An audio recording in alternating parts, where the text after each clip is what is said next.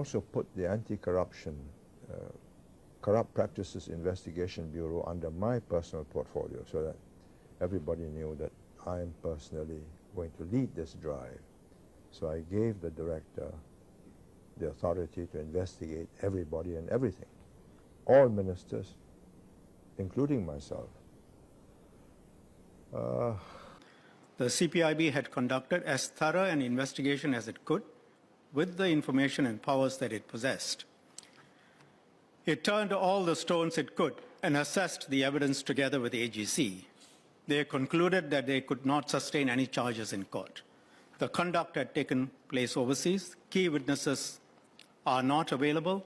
Key documents are also not available. We got some information from Brazil, but it was not adequate to mount any criminal charge. There were no admissions which could be relied upon to cross the evidentiary requirements. The documents between the US authorities and KOM and the DPA also do not meet the evidentiary requirements. They go some way, but they don't cross the threshold in respect of those who are being investigated.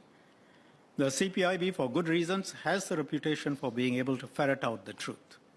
But even the CPIB can't get something out or proceed with charges when there are no documents or other evidence which cross the evidential threshold and which can be used to break down the interviewee's defenses. In these circumstances, the general policy of not disclosing the names of individuals who have been under investigation applies. Reputation is temporary, but character is permanent. I agree. We cannot have corruption in Singapore. We cannot have wrongdoing in the government or in high places in Singapore.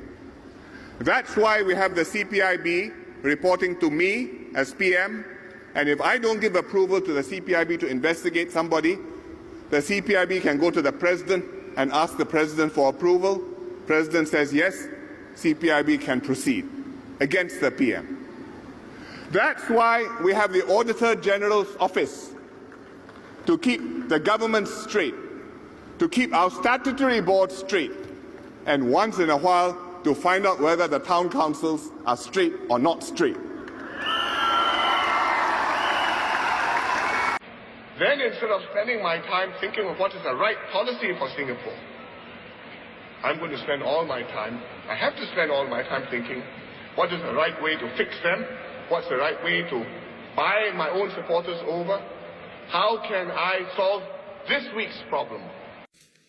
In Japan, the chairman, the CEO call press conference, take a deep bow. And in the good old days, they may even commit harakiri.